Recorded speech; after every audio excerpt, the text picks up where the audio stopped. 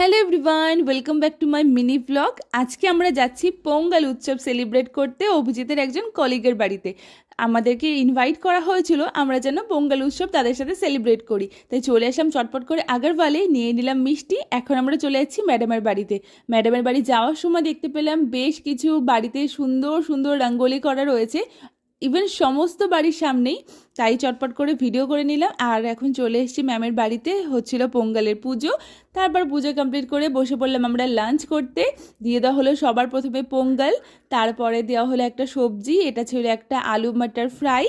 তারপরে চলে আসলো এখানে পায়েসাম, আর এখানকার বিখ্যাত এই পায়েসটাই বানানো হয়। দিয়ে দেওয়া হয়েছে নুন আচার, আর এখন দিয়ে দেওয়া হলো রাইস।